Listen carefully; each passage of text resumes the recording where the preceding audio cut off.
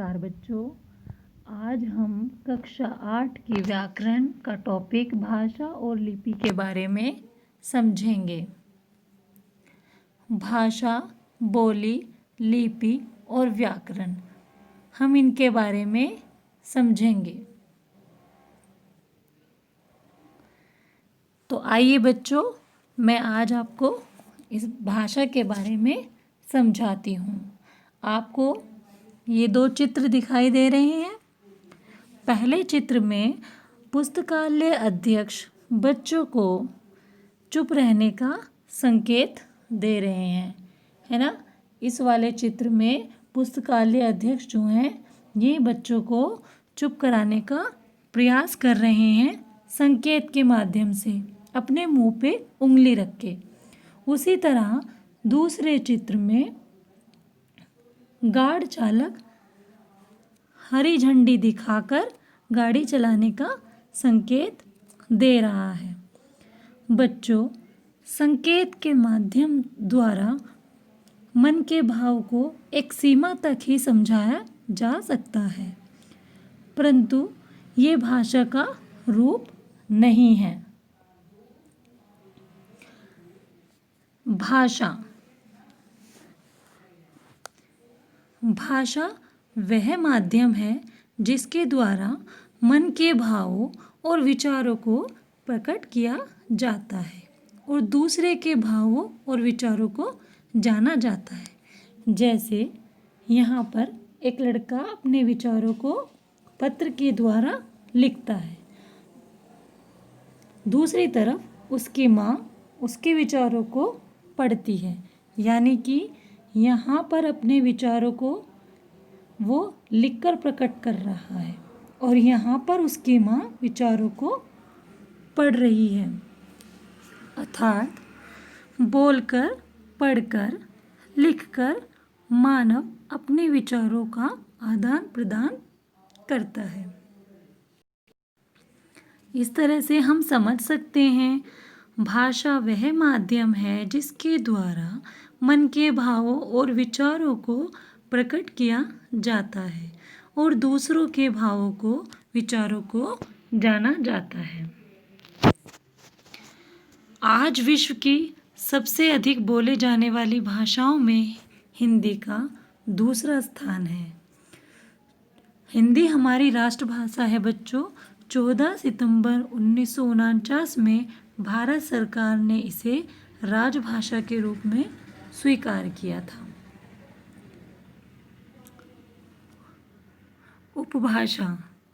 उपभाषा किसी भाषा के सीमित क्षेत्र में बोली जाने वाली भाषा होती है। जैसे मथुरा के आसपास ब्रज भाषा बोली जाती है।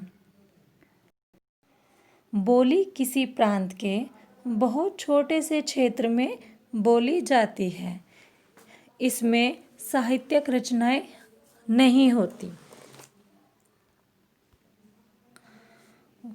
बोली अभी जैसे हमने समझा कि हमारे छोटे छोटे जगह पर जो बोली जाती है वो बोली कहलाती है। हिंदी और उसकी बोली पश्चिमी हिंदी में बुंदेली, कन्नौजी, ब्रजभाषा, खड़ी बोली, बांगरू, हरियाणवी। पूर्वी हिंदी के अंतर्गत आती है अवधी, बंगेली, छत्तीसगढ़ी। बिहारी हिंदी में आती है मगही, मैथिली, भोजपुरी। पहाड़ी हिंदी में आती है कुल्लई, मंडियाली, गढ़वाली, कुमाऊनी। राजस्थानी हिंदी में आती है जयपुरी, निमाड़ी, मालवी, मारवाड़ी और भीली।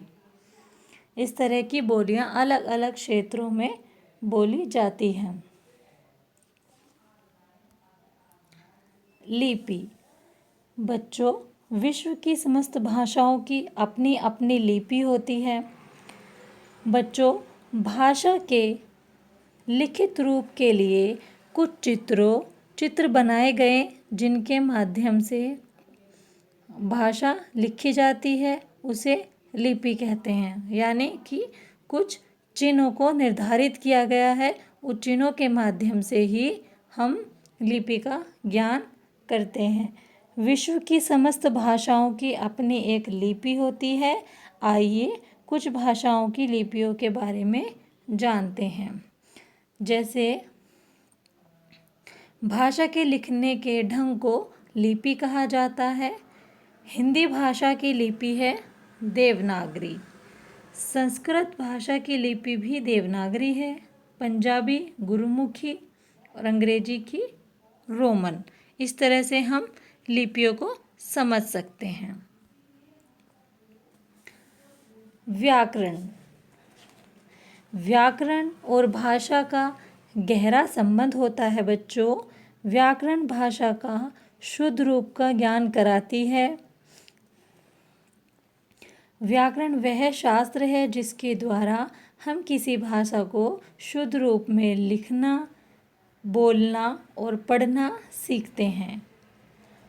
किसी भी भाषा में व्याकरण का बहुत बड़ा योगदान होता है। अगर व्याकरण नहीं हो तो हम भाषा का शुद्ध रूप ज्ञान नहीं कर पाएंगे। जैसे कि हम यहाँ उदाहरण से समझ सकते हैं, खरगोश को काटकर गाजर खिलाओ। बच्चों, ये भाषा का अशुद्ध रूप है, ये गलत है। सही क्या है? गाजर काटकर खरगोश को खिलाओ, ये भाषा का शुद्ध रूप है। जो हमें कैसे पता चला? जो हमें पता चला व्याकरण के माध्यम से। चलिए, तो यहाँ वीडियो हम समाप्त करते हैं। अगला टॉपिक हम आपको नेक्स्ट वीडियो में बताएंगे। बाय बाय बच्चों, अपना ध्यान रखिए, सुरक्षित रहिए।